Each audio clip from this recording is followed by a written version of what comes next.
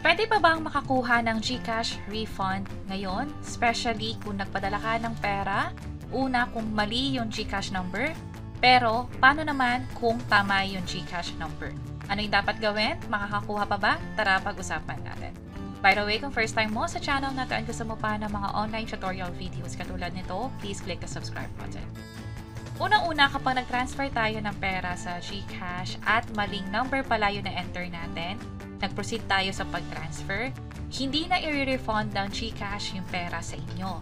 Instead, ang pwedeng mag-refund nito ay yung recipient o yung naka-receive ng perang padala. Katulad na nakalagay dito, please ask the recipient o kontakin nyo yung mismong pinagpadalhan ninyo at sila mismo yung dapat magbalik ng pera. Yun nga lang, swertihan lang to kung gagawin nila o hindi, or makokontak nyo pa sila or mag-respond sila doon sa tawag ninyo or sa text ninyo. So basically, pwede nang mag-refund pero hindi na yung GCash yung gagawa ng paraan. Kailan papasok ang GCash? Yun ay kung sila na mismo yung nagkamali or nagkaroon ng problema. At ito ay para doon sa mga tama naman yung pinagpadalahan nila. Ibig sabihin, dinouble check yung phone number maging yung recipient. At nung nag-proceed yung transaction, ganito yung balance sila, nabawasan. So, ibig sabihin, dapat successful yung pag-transfer. Yun nga lang, nung chinek na doon sa site ng recipient, hindi na nag-reflect yung 2,000 pesos sa kanya. O hindi niya na nakuha yung perang padala mismo. So, ano yung dapat gawin kapag ganito?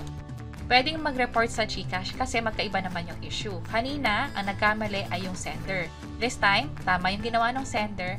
Ang may pagkukulang ay yung mismong platform o yung GCash mismo. Kapag ganon, pwede nang mag-report sa GCash. Dito sa website nila, pumunta lang sa Help Center at i-click natin tong Send. Andito kasi yung pinaka naging problema. I-click tong Get Help with Send Money. And piliin dito yung pinakamalapit na issue. Halimbawa ito, someone sent money pero hindi siya natanggap.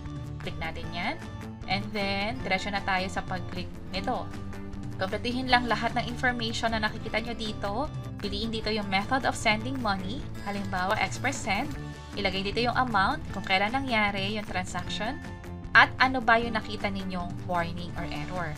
May pagkakataon na wala. So, pag ganyan, i-leave nyo na lang to. Pero just in case na meron, halimbawa, internet connection yung error, o may nakita kayong issue na katulad nito, ganito yung na-prompt, or someone said GCash detected untrusted connection, or di naman kaya, baka nag-exceed na kayo ng limit.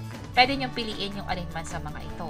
Kung sakaling wala, piliin na lang tong dash, and then, date encountered ulit, ilagay na dito, or ikwento na dito yung nangyari, at mag-attach na din ng screenshot. Pwede nyong ilagay dito yung GCash ninyo, yung available balance, maging yung transaction history, at hingin nyo na rin yung transaction history ng recipient. E pakita doon na wala talagang pumasok na amount from the send money na ginawa ninyo. At i-share ko na lang din na may mga naka-encounter na ng ganito yung ibang tao. Halimbawa, ito, nagpadala ng 15,000 pesos. Yun nga lang, hindi na-receive yung perang padala. So, sa case niya, kailangan niya mag-follow up. Yun nga lang, hindi siya nakakakuha ng parang helpful na response.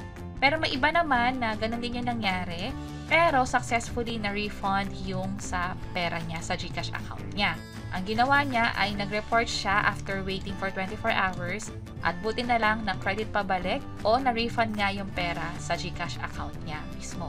So sa inyo, pwede kayong maghintay both sa sender and sa recipient kung may mag-reflect ba o may makikitang pera na dagdag sa kanila. Kung wala naman, pwede na agad mag-raise ng issue sa GCash at hintayin yung magiging feedback nila. Kung sakaling natatagalan, pwedeng mag-chat sa kanila or tumawag na rin para mag-follow up dun sa nireport niyong issue. At sana nakatulong tong video na to. Kung pakiclick ang like button at para sa iba't ibang mga tutorial videos, pwede nyo i-check ito nasa baba. Sana makatulong. See you sa next videos. Bye-bye!